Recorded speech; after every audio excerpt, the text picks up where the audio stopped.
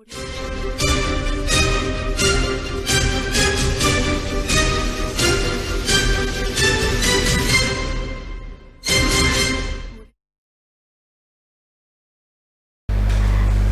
merpati terbang tak celi, hinggaplah di pohon bidara. Selamat pagi sahabat pemilih, kembali berjumpa lagi di podcast Kotak Suara. Senang sekali Novia bisa hadir menemani pagi hari kalian di acara yang sudah kalian tunggu-tunggu, yaitu podcast Kotak Suara KPU Provinsi Gorontalo. Pada episode kali ini kita akan membahas tentang pasal syarat calon dan pencalonan pemilihan serentak tahun 2020.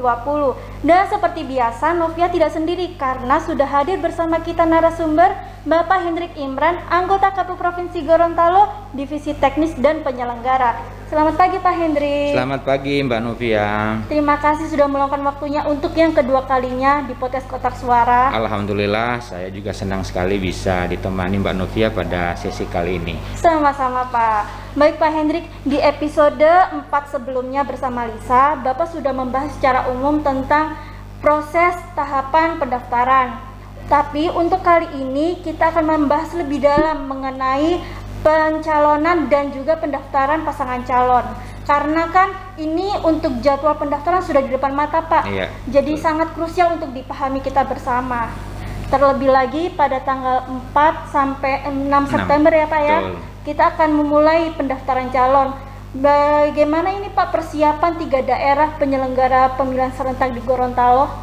Ya, terima kasih sahabat pemilih yang kami banggakan. Alhamdulillah persiapan untuk pelaksanaan pendaftaran bagi bakal pasangan calon di 3 daerah sudah melakukan beberapa tahapan. Jadi kesiapannya baik secara administratif maupun secara teknis.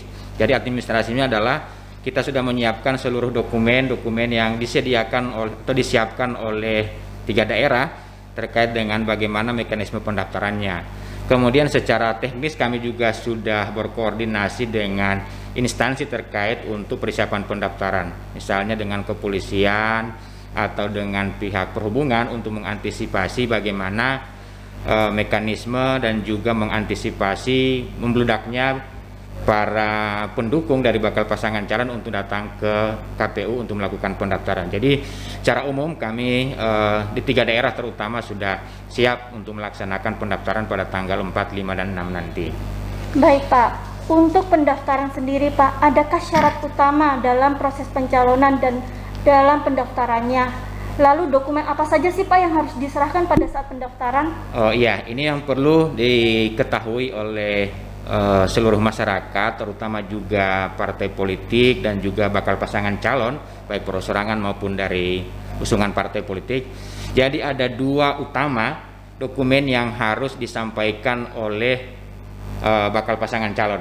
Pertama, untuk partai politik itu ada yang disebut dengan formulir model B. Jadi formulir model B itu adalah surat pencalonan dan kesepakatan yang ditandatangani oleh pimpinan partai politik atau gabungan partai politik serta bakal pasangan calonnya sesuai dengan tingkatannya. Jadi ada 4 itu item model B-nya. Pertama, mereka sepakat untuk mendaftarkan bakal pasangan calon sesuai dengan tingkatannya. Yang kedua, bahwa mereka juga sepakat untuk tidak menarik bakal pasangan calon yang sudah mereka masukkan ke KPU. Kemudian yang ketiga, mereka juga akan mengikuti seluruh proses yang dilaksanakan oleh KPU. Dan yang keempat adalah mereka memasukkan naskah visi misi dari bakal pasangan calon yang itu terkoneksi dengan rencana pembangunan jangka panjang daerah masing-masing di mana mereka dicalonkan. Itu model B. Kemudian ada formulir model B1. Jadi B1 itu adalah kesepakatan partai politik di tingkat pusat untuk mendukung bakal pasangan calon tertentu sesuai dengan tingkatannya, baik itu gubernur, bupati maupun wali kota. Jadi itu menjadi 2 syarat utama bagi calon yang diusung oleh partai politik. Nah, yang menjadi syarat utama juga syarat pencalonan untuk perseorangan, kan ada 2 ya, Iya. Ada dari partai, ada juga dari perseorangan. Kalau dari perseorangan ada 3. Yang pertama adalah surat pernyataan mereka mau mendaftar sebagai bakal pasangan calon, baik bupati maupun wakil bupati. Kemudian mereka juga menyampaikan naskah visi misi yang terkoneksi dengan RPJMD masing-masing daerah. Dan yang ketiga adalah mereka melampirkan berita acara baik BA7 di awal maupun BA7 hasil perbaikan rangkuman atau rekapan dari dukungan mereka pada verifikasi pertama atau pada perbaikan. Jadi itu yang menjadi dua syarat pencalonan baik bagi partai politik maupun bagi perseorangan. Itu yang syarat itu harus wajib harus ada dan memenuhi syarat kalau didaftarkan pada tanggal 4, 5, dan 6. Nah, kemudian juga ada syarat calon.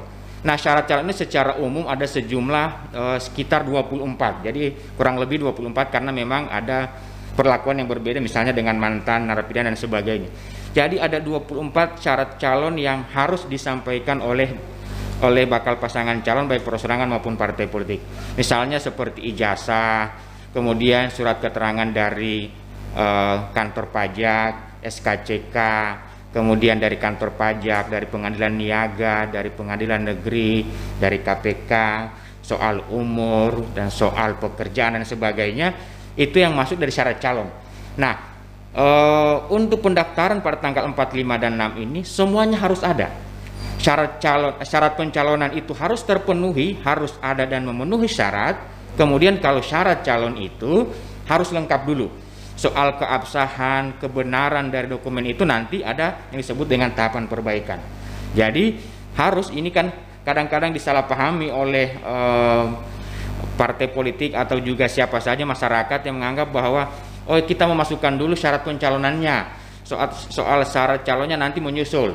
Ini tidak, ini harus ada. Jadi kalau untuk syarat pencalonan harus ada dan memenuhi syarat, jadi tidak boleh kurang. Misalnya tidak ada tanda tangan atau tidak ada materai, maka itu tidak bisa diterima oleh KPU. Nah, kalau syarat calonnya, misalnya ijazahnya tidak sempat dilegalisir oleh instansi yang berwenang, maka KPU harus menerima itu. Nah, nanti akan diperbaiki pada masa perbaikan. Jadi ini yang harus diketahui oleh masyarakat menjelang nanti pada pelaksanaan pendaftaran bagi bakal pasangan calon perorangan maupun untuk partai politik.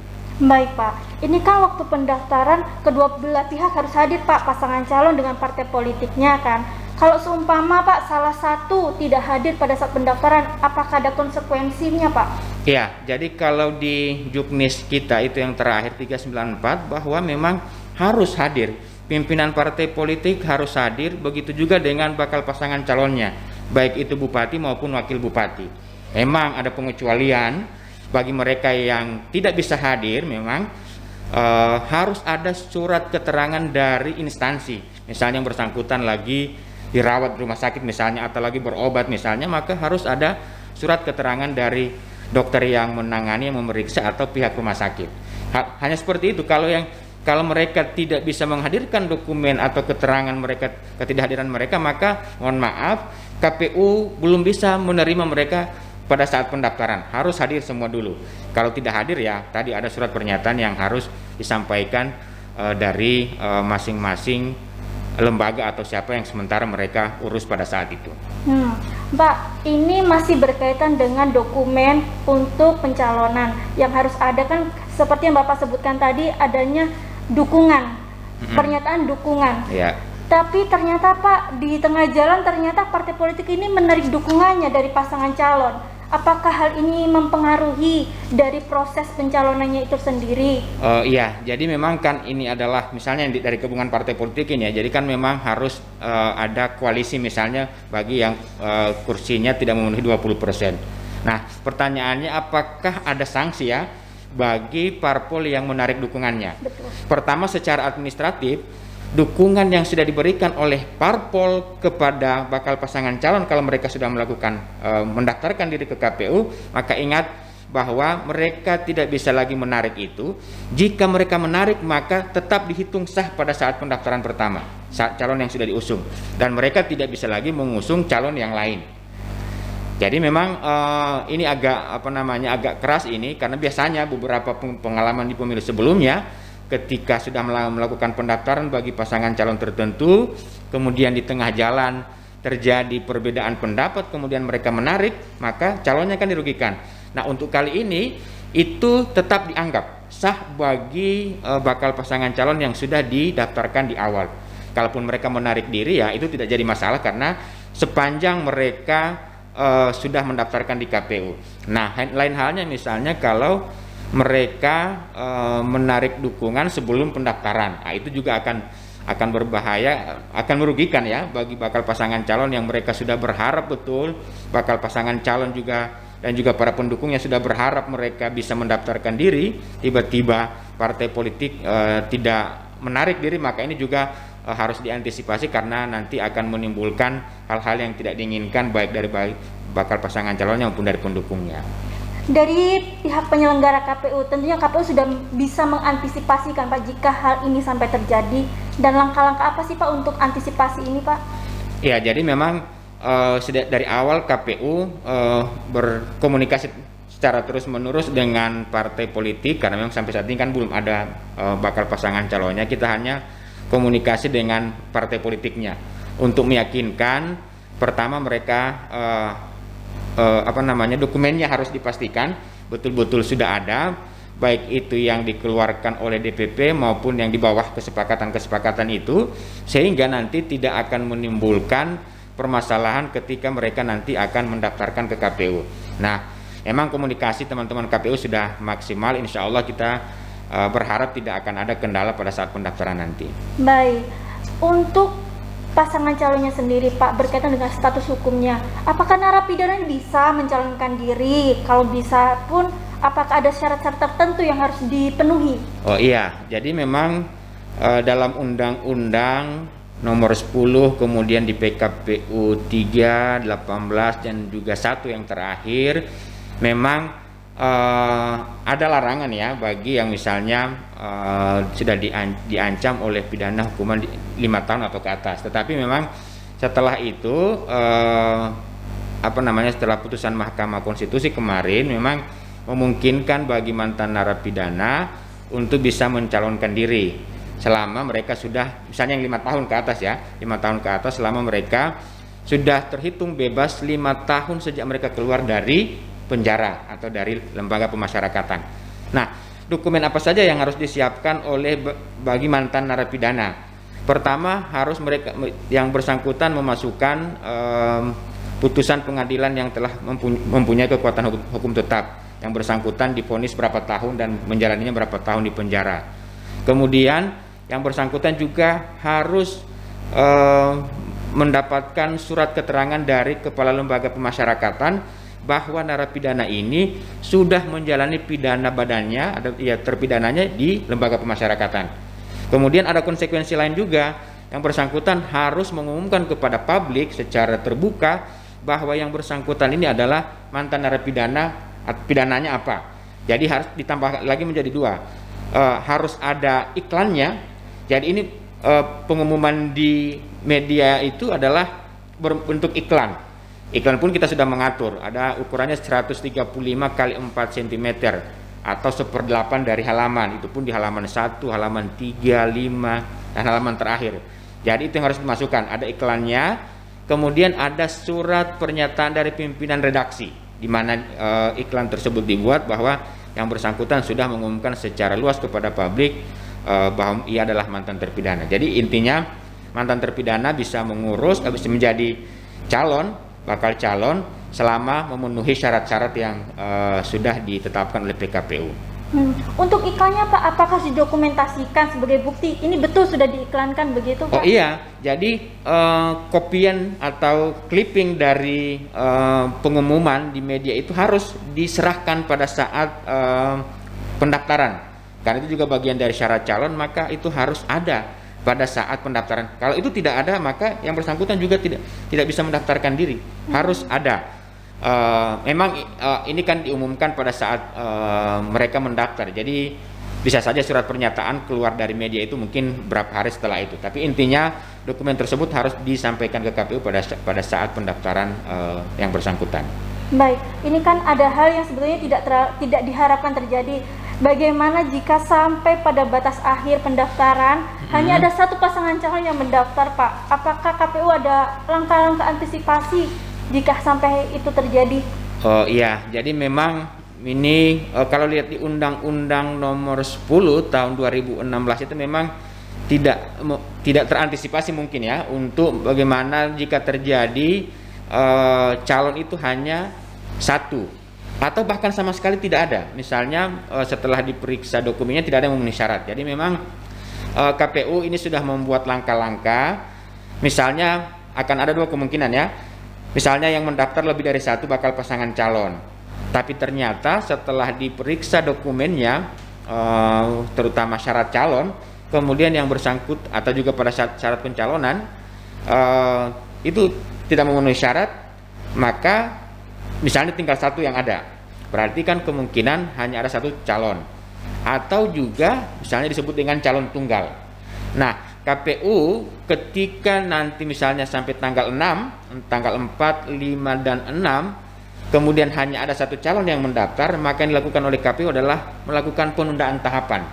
Jadi penundaannya, jadi sejak tanggal 6 kemudian ditunda, kemudian KPU melakukan sosialisasi. Jadi sosialisasi KPU adalah setelah melakukan pendaftaran di awal, ternyata hanya ada satu calon yang lolos. Nah, setelah itu disosialisasikan selama 3 hari, kemudian dibuka lagi pendaftaran untuk 3 hari berikutnya. Nah, 3 hari ini berharap ini akan ada yang mendaftar. Tetapi kalau misalnya juga tidak ada yang mendaftar, maka KPU menetapkan hanya satu calon yang berhak untuk ikut kontestasi di situ. Jadi itu yang langkah-langkah yang sudah dilakukan oleh KPU. Kemudian juga memungkinkan bagi misalnya paling banyak terjadi di daerah itu adalah ada sejumlah partai politik yang ada di dewan itu kemudian mendukung hanya satu bakal pasangan calon. Nah, berarti kan tidak memungkinkan lagi partai untuk mengusung calon lain. Nah, kalau misalnya pada saat pembukaan pendaftaran ulang atau perpanjangan, bisa saja memungkinkan yang koalisi ini kemudian mereka merubah komposisi koalisinya, memperbarui dokumen yang bagi yang sudah di awal memasukkan, maka itu memungkinkan. Tetapi kalau juga tidak dilakukan maka tidak masalah. KPU hanya menetapkan satu bakal pasangan calon yang ikut kontestasi di daerah tersebut. Baik Pak. Untuk selanjutnya terkait dengan pemeriksaan pasangan calon. Seperti yang diketahui saat ini kan kita sedang menghadapi COVID-19 Pak. Dan jika pada hasil pemeriksaan ternyata mereka terkonfirmasi positif COVID-19, apakah hal tersebut mempengaruhi persyaratan pencalonan mereka, Pak? Oh iya, jadi memang kondisi saat ini ya, jadi memang ada ketambahan instrumen pemeriksaan kesehatan. Walaupun memang COVID ini tidak menjadi syarat menggugurkan, karena ini kan hanya insidentil. Memang KPU dan juga setelah informasi dari ID, karena ini virus ini berbahaya, maka diharapkan bagi bakal pasangan calon sudah lebih awal ini untuk dalam rangka pemeriksaan nanti, menjelang pemeriksaan mereka dihimbau untuk mengisolasi diri, dalam arti mereka jangan melakukan aktivitas yang kemudian banyak kontak dengan orang sehingga mengakibatkan mereka terkonfirmasi atau terpapar dengan virus ini. Jadi memang secara administratif ini tidak menggugurkan, tapi ini akan merugikan bagi bakal pasangan calon. Misalnya ketika mereka sudah mendaftar pada tanggal 4, 5, dan 6, kemudian sesuai dengan kesepakatan dengan rumah sakit bahwa pemeriksaan dimulai tanggal 7, setelah mereka dilakukan pemeriksaan awal dan mereka ternyata positif, maka yang bersangkutan tidak dilanjutkan pemeriksaannya. Jadi disarankan oleh pihak pemeriksa, maka yang bersangkutan harus istirahat dulu selama 14 hari. Nah, problemnya kalau dia 14 hari istirahat, jelas dia akan melewati tahapan-tahapan lain. Misalnya pemeriksaan dokumen belum bisa dilakukan, penetapan calon pada tanggal 23 September juga belum bisa diikutkan karena yang bersangkutan belum dilakukan pemeriksaan lebih lanjut. Kemudian bahkan juga yang akan merugikan bagi mereka adalah mereka tidak bisa mengikuti kampanye di awal, karena masih melakukan isolasi dan belum dilakukan pemeriksaan lanjutan oleh tim medis. Nah, makanya kami berharap ke seluruh bakal pasangan calon untuk menjaga diri, jangan terlalu banyak melakukan aktivitas dan kemudian itu mengakibatkan mereka terpapar oleh virus ini.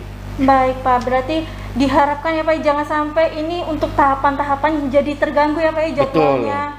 Yang rugi adalah mereka. Kalau KPU bisa saja jalan terus karena ada bakal pasangan calon lain yang sudah bisa lakukan pemeriksaan bahkan sampai penetapan, bahkan juga sudah bisa melakukan kampanye. Tetapi yang bersangkutan misalnya terkonfirmasi virus ini, maka lebih panjang lagi dia menunggu untuk bisa ikut dalam tahapan selanjutnya. Baik Pak, ini untuk satu hal yang cukup sering menjadi pembicaraan Pak masyarakat terkait dengan ijazah calon. Kan seperti diketahui untuk batas minimal pendidikan untuk mencalonkan diri kan SMA Pak. Ya. Lalu apakah berkas ijazah yang dilampirkan pada saat pendaftaran itu hanya ijazah SMA atau ijazah dari SD sampai SMA juga Pak? Iya. Jadi sesuai dengan peraturan perundang-undangan dan juga PKPU bahwa memang syarat minimal untuk bisa mencalonkan diri sebagai calon baik gubernur dan sebagainya adalah minimal berpendidikan SLTA atau sederajat. Jadi hanya itu yang dihadirkan. Kalau berbeda dengan pemilu-pemilu sebelumnya harus ada ijazah bawaan dari SD SMP. Nah, untuk beberapa kali pemilihan ini sesuai dengan Undang-Undang Nomor 10 yang dibatasi hanya ijazah SLTA atau sederajat. Jadi tidak perlu mereka melampirkan ijazah di bawahnya, baik di SD maupun SMP. Tetapi memungkinkan mereka untuk menggunakan ijazah di atasnya. Misalnya mereka punya pendidikan S2, S3 malahan, bahkan profesor sekalipun itu mereka memungkinkan selama mereka bisa menghadirkan dokumennya, ijazah S1 sampai S3-nya atau guru besarnya. Sehingga mereka bisa menggunakan gelar ini pada tahapan baik kampanye maupun di dalam surat suara. Berarti begini Pak, semua ini ada yang melampirkan dalam data riwayatnya lulusan SMA, tapi ternyata di namanya ada profesor, doktor. Berarti itu bukti-buktinya juga sudah dilampirkan dong Pak? Oh iya, makanya memang syarat intinya adalah ijazah SMA. Tetapi misalnya yang bersangkutan di dokumen lain menuliskan profesor doktor misalnya, maka wajib melampirkan ijazah atau surat keterangan profesornya. Kalau yang bersangkutan misalnya doktor tetapi tidak melampirkan ijazah S1, S2 dan S3-nya, maka tidak bisa diakui karena memang kita harus melihat keabsahan dari dokumen sebagai dasar untuk keilmuannya. Harus ada itu. Jadi itu harus disampaikan oleh bakal pasangan calonnya. Lalu ini Pak, kan ijazah harus dilegalisir, tapi kan ada beberapa kasus sekolah atau kampusnya ternyata sudah ditutup nih Pak, atau sudah bergabung dengan sekolah lain. Ini legalisirnya bagaimana Pak? Iya, jadi memang ada beberapa kemungkinan ya, karena bisa saja sekolah misalnya SMA, misalnya SPG, SGO, SPMA itu kan sudah bergabung. Maka kemungkinan pertama kalau sudah bergabung, maka sudah tidak ada lagi ya. Jadi misalnya SPG kan tidak ada lagi, maka yang bersangkutan melakukan legalisir itu ke Diknas di tingkat kabupaten kotanya. Begitu juga dengan sekolah lainnya. Nah, kalau sekolahnya bergabung, maka sekolah yang terbaru itu yang diambil. Misalnya SMA 1 sama dengan SMA 1, kemudian sekarang tidak ada lagi, sudah menjadi SMA berapa misalnya, maka sekolah terbaru itu yang berhak untuk melegalisir. Begitu juga dengan perguruan tingginya, misalnya perguruan tingginya sudah tidak ada, maka Kopertis wilayah di mana mewilayahi kampus tersebut yang berhak untuk melakukan legalisirnya. Baik, beralih dari untuk dokumen dan syarat pencalonannya Pak, saat ini kan ada kemungkinan bahwa pasangan calon ini bisa diganti, dan hal itu kan juga terdapat dalam peraturan KPU kan Pak mengenai penggantian tersebut. Situasi atau kondisi apa sih Pak yang bisa menyebabkan hal tersebut terjadi?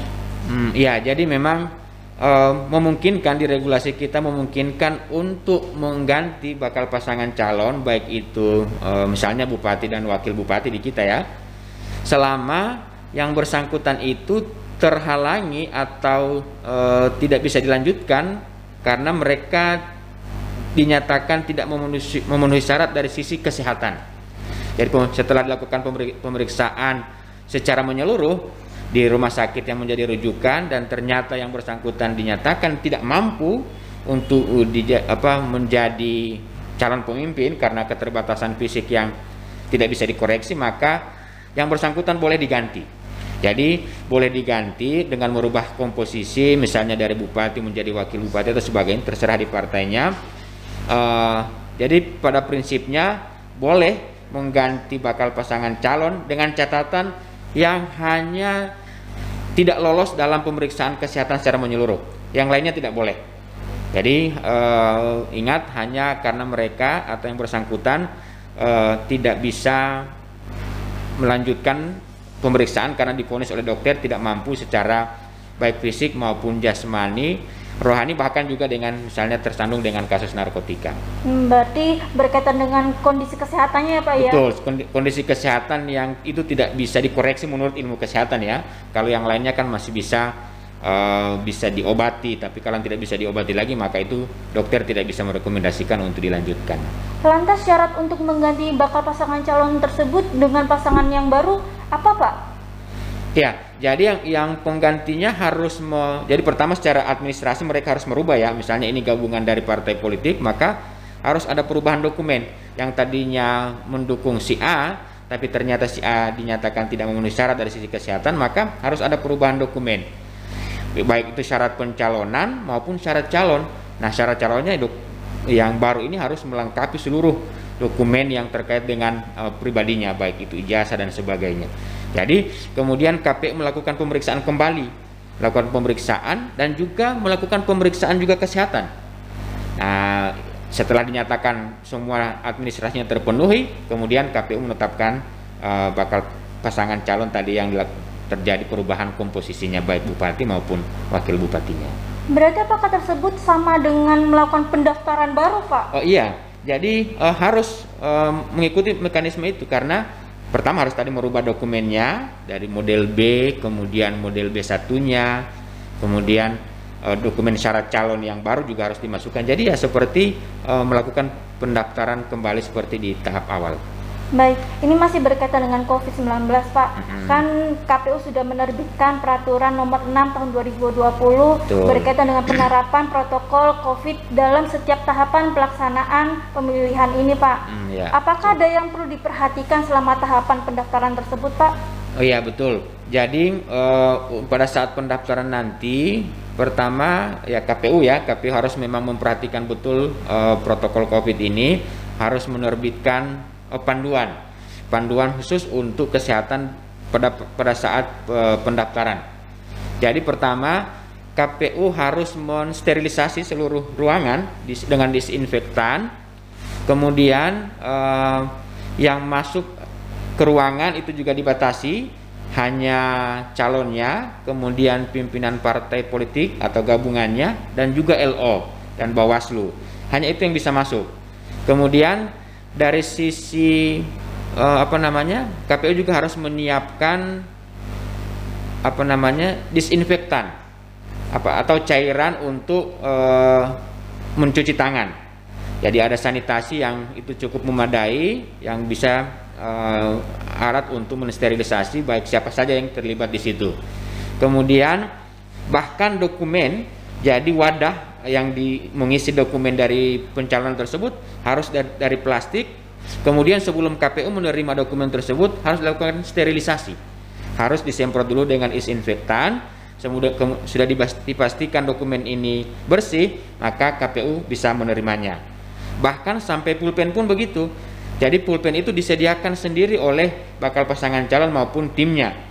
Kalaupun misalnya mereka tidak sempat membawa, maka bisa menggunakan yang disediakan oleh KPU. Tetapi setelah digunakan, KPU harus melakukan sterilisasi terhadap pulpen tersebut. Nah, kemudian untuk mengantisipasi banyak orang atau keingintahuan orang untuk proses ini, KPU harus melakukan siaran, atau misalnya ada video atau streaming terkait dengan proses pendaftaran di kantor KPU, sehingga orang tidak perlu berbondong-bondong datang ke KPU untuk menyaksikan proses pendaftaran bakal pasangan calonnya masing-masing. Jadi cukup dari rumah kita bisa melihat proses yang terjadi di KPU. Jadi himbauan kami tidak usahlah datang ke KPU ramai-ramai, cukup yang berkepentingan saja, sehingga ini juga upaya bagi kita semua untuk tidak terpapar dengan virus ini. Jadi pasti terjamin ya Pak ya, keamanan dan keselamatan penyelenggara maupun pesertanya. Oh iya, jadi kita harus ada jaminan baik penyelenggara, kemudian peserta dan juga masyarakat. Jadi masyarakat yang dihimbau jangan datang berbondong-bondong ke KPU, cukup ya menyaksikan dari media yang disediakan oleh KPU dan itu bisa diakses oleh siapa saja. Baik.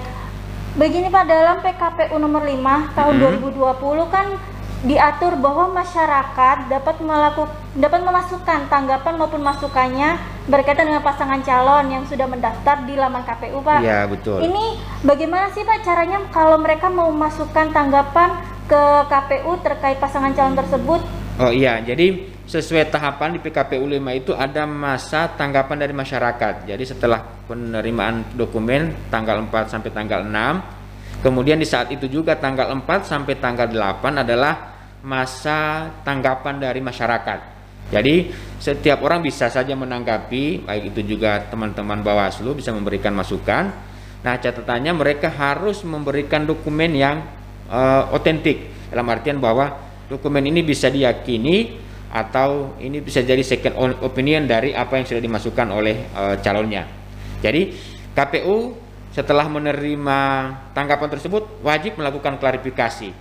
Misalnya soal yang disoroti, misalnya soal ijazah, maka KPU harus datang ke sekolah, datang ke Diknas, atau bisa juga dikonfirmasi ke partai politiknya soal keabsahan dan kebenaran sesuai dengan apa yang ditanggapi oleh masyarakat. Jadi yang KPU membuka ruang untuk itu karena ini adalah prosesnya transparan dan juga menjaring bagaimana pemimpin ke depan betul-betul bersih dan juga memenuhi syarat administrasi, maka KPU akan melakukan verifikasi dan klarifikasi terkait dengan tanggapan masyarakat yang masuk.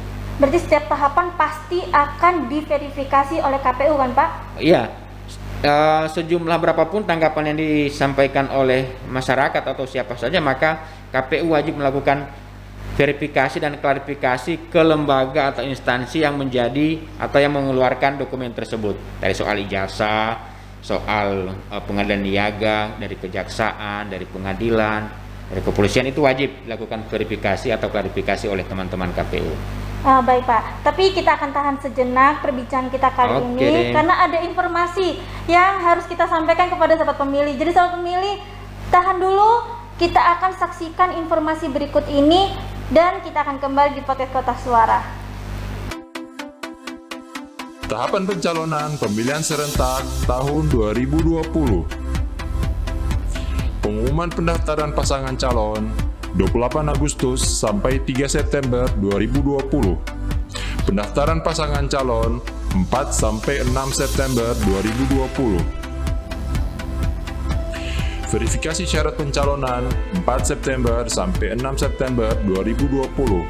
Tanggapan dan masukan masyarakat 4 sampai 8 September 2020. Pemeriksaan kesehatan 4 sampai 11 September 2020. Penyampaian hasil pemeriksaan kesehatan 11 sampai 12 September 2020. Verifikasi syarat calon 6 sampai 12 September 2020. Penyerahan dokumen perbaikan syarat calon 14 sampai 16 September 2020. Dilanjutkan verifikasi dokumen perbaikan syarat calon 16 sampai 22 September 2020. Penetapan pasangan calon 23 September 2020. Pengundian dan pengumuman nomor urut pasangan calon 24 September 2020. Dilanjutkan sengketa tata usaha negara pemilihan 23 September sampai 9 November 2020. Mari kita sukseskan pemilihan serentak hari Rabu tanggal 9 Desember tahun 2020. Pemilih berdaulat, negara kuat. Sahabat pemilih, kembali lagi ke perbincangan kita yang seru dengan Bapak Hendrik Imran. Pak, terakhir singkat saja, apakah ada pesan atau himbauan yang ingin disampaikan kepada masyarakat terkait proses pendaftaran pasangan calon ini? Ya, pertama himbauan kami sebelum ke masyarakat, ke para pengusung dulu, partai politik dan juga perorangan. Pertama, waktu pendaftaran ini sangat singkat. Ini sudah tanggal 31, berarti otomatis waktu tinggal 1, 2, 3. tanggal 4, 5, dan 6 itu sudah masuk pendaftaran. Itu pun sudah hari Jumat, hari Sabtu, hari Minggu, sehingga terkait dengan pengurusan dokumen dengan instansi terkait ini segera diurus, karena kemungkinan ini karena ada libur yang di sela-sela itu, kemudian banyak dokumen yang tidak bisa dihadirkan karena misalnya lembaga ini tutup dan sebagainya, sehingga kami berharap kepada partai politik dan juga pengusungnya untuk bakal calon ini segera mengurus administrasi, karena ini menjadi syarat utama, baik syarat calon maupun syarat pencalonan ini menjadi utama, harus ada dan lengkap, sehingga kami berharap kepada parpol untuk melengkapi dokumennya sebelum masa pendaftaran masuk. Kemudian yang berikutnya, kepada masyarakat kami berharap menghimbau untuk cukup menikmati saja, menyaksikan proses pendaftaran ini dari rumah, tidak perlu berbondong-bondong, karena ini juga dari sisi aspek keselamatan di jalan, kemudian juga kesehatan dengan kondisi saat ini juga kurang bagus untuk saat ini, sehingga kami berharap tidak usahlah datang berbondong-bondong ke KPU untuk mendukung, menyaksikan proses pendaftaran bagi bakal pasangan calonnya. Ya cukup menyaksikan dari media yang akan nanti disediakan oleh teman-teman KPU di 3 daerah ini, sehingga aspek kesehatan, keselamatan kita semua bisa terjamin karena kita bisa taat dan konsisten dengan pelaksanaan protokol COVID-19 ini. Baik Pak, sahabat pemilih, demikianlah akhir perbincangan kita bersama dengan Bapak Hendrik Imran. Semoga apa yang pada hari ini Bapak Hendrik sampaikan bisa membawa banyak sekali manfaat untuk sahabat pemilih sekalian. Sahabat pemilih, untuk mengetahui informasi terkini mengenai perkembangan pelaksanaan pemilihan serentak tahun 2020, kalian dapat mengunjungi laman resmi KPU Provinsi Gorontalo dan juga memfollow akun media sosial kami seperti Facebook, Instagram, dan channel YouTube. Sampai jumpa di podcast Kotak Suara selanjutnya. Pemilih berdaulat, negara kuat.